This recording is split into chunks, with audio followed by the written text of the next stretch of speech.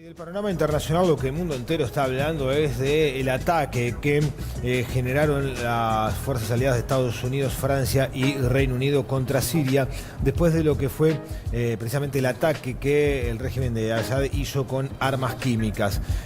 Precisamente los mandatarios de estas tres potencias mundiales catalogaron como exitoso el ataque y advierten de que en caso de que se vuelva a dar otra precisamente ataque de armas químicas por parte del gobierno sirio, van a... Contra su propia población civil, ¿no? Dentro de la guerra civil que hay en Siria, que es muy complejo de entender porque había unos contra otros, pero después hay otros que se pelean con los dos bandos, como el Estado Islámico, en fin, es un panorama realmente complejo, un contexto realmente complejo, pero bueno, los presidentes de Estados Unidos, Francia y el Reino Unido dijeron que en caso de otro ataque de armas químicas volverán a bombardear puntos claves fundamentalmente de Damasco. A su vez también está Putin en el medio diciendo que en caso de, que esto es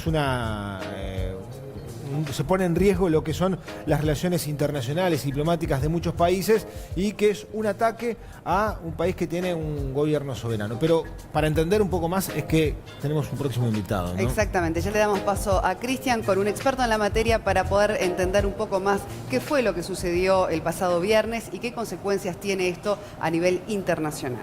Efectivamente, muchas gracias compañeros. Vamos a recibir al doctor en Relaciones Internacionales, Ignacio Bartesagui, que nos ha visitado en otras ocasiones para charlar sobre temas de política internacional, también política vinculada al comercio en muchos casos. Y para entender este ataque del sábado de la madrugada que tenía como objetivo este centro de investigación de Barzá en Siria, donde se está trabajando ese arsenal químico, en respuesta precisamente al ataque con armas químicas del régimen de Bashar al-Assad sobre población civil, también hay que entender el contexto en el que diferentes potencias operan con Siria como un eventual punto de interés por diferentes razones. Bartesagui, buenos días. Buenos días, ¿cómo andás, Cristian? Muy bien. Bueno, a partir de este ataque en el que, a priori no se registran bajas o en la población civil y que supuestamente fue un ataque dirigido hacia ese arsenal de armas químicas, ¿cómo quedan las relaciones, especialmente entre Estados Unidos y las demás potencias aliadas, con Rusia, que apoya al régimen de Bashar al-Assad? Sí, se hacen más complejas aún, digamos, ¿no? Porque ya estaban, las diferencias que tienen que ver con el espionaje ruso y sus efectos en Estados Unidos, también la relación ya muy complicada con Reino Unido recientemente. La supuesta injerencia en los comicios. Exactamente. Entonces, esto hace que, por supuesto, esto perjudique aún más una relación ya muy tensa. Lo primero que hay que decir es que, por supuesto, que la intervención de Estados Unidos, de Francia y de Reino Unido en Siria es ilegal en términos del derecho internacional. Claro, esto es algo que debería regular Naciones Unidas. Debería contar con la aprobación del Consejo Permanente de Naciones Unidas. Lo que ocurre es que allí está bloqueado por Rusia.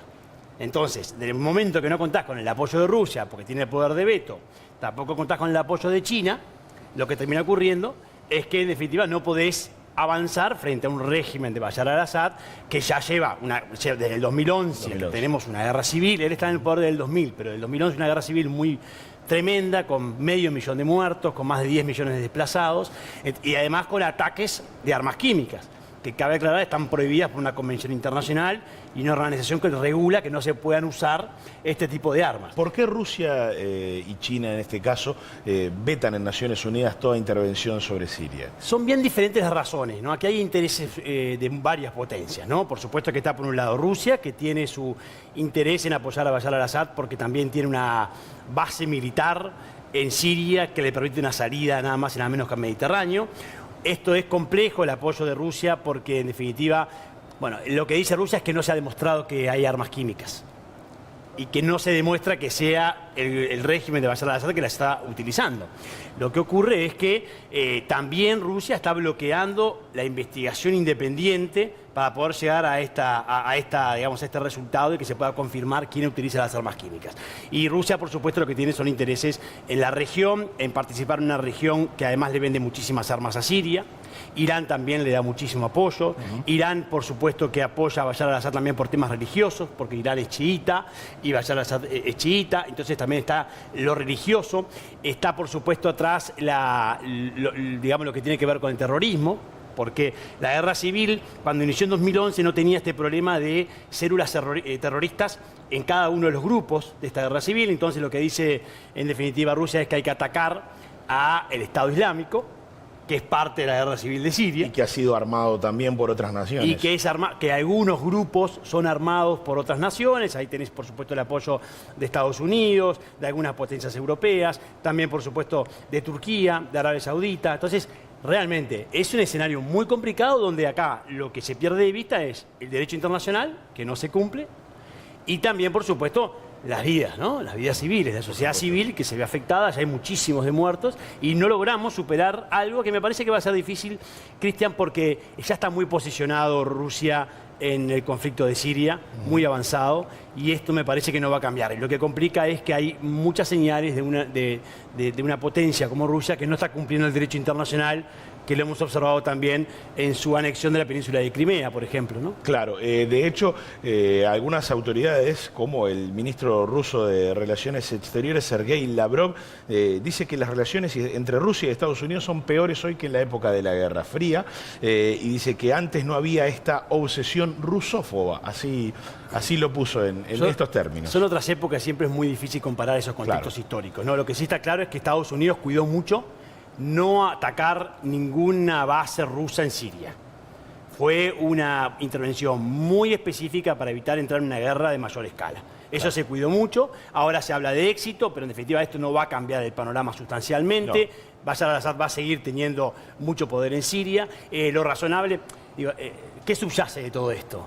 Gobiernos o regímenes que llevan muchísimos años en el poder y que utilizan todo tipo de instrumentos violando la Declaración de Derechos Universales, digamos, de Naciones Unidas, para poder mantenerse en el poder. En definitiva, esto es lo que ha ocurrido, lo hemos observado muchísimo en África, en otros lugares de Medio Oriente, y esto es parte del problema, ¿no? Respecto a Medio Oriente, Estados Unidos sí también cuenta dentro de Medio Oriente con apoyo. Por supuesto, claro que sí. Y Arabia Saudita es un claro ejemplo, ¿no? Y también Israel, que le preocupa mucho la relación con Irán e Irán con Siria. Por lo tanto, esto es algo bastante complicado de resolver. Y diría que el derecho internacional actualmente como está, no está a la altura. ¿Y por qué no está a la altura? Porque estos bloqueos que se dan en el Consejo de Seguridad de Naciones Unidas por parte de las principales potencias, lo que nos indica es no estamos a la altura para resolver este tipo de conflictos porque hay bloqueos constantes por intereses de las potencias. Porque China también tiene interés en Siria.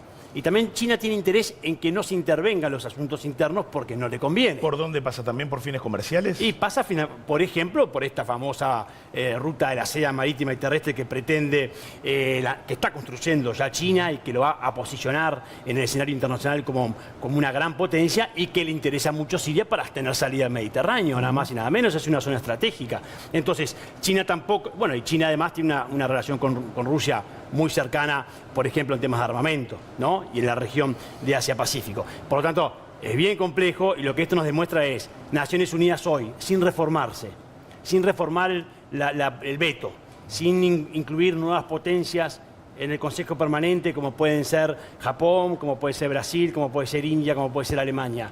¿Se sostiene? No, lo que ocurre es esto, que las potencias traban las resoluciones para defender sus intereses propios. Claro, puede sostenerse, pero siempre parece haber un interés por encima del de las propias Naciones Unidas, y eso es lo lamentable en este caso. De hecho, se sostiene porque se mantiene la estabilidad, relativa estabilidad internacional, pero bueno... Sin poder tener injerencia directa. Sin tener injerencia y aceptando lo que no se puede aceptar nunca, que es una tragedia en la sociedad civil como lo que estamos observando en Siria ya hace muchísimos años. Doctor en Relaciones Internacionales, Ignacio Bartesay, muchísimas gracias una vez más por charlar aquí en Buen Día Uruguay. Un gusto, gracias por la invitación.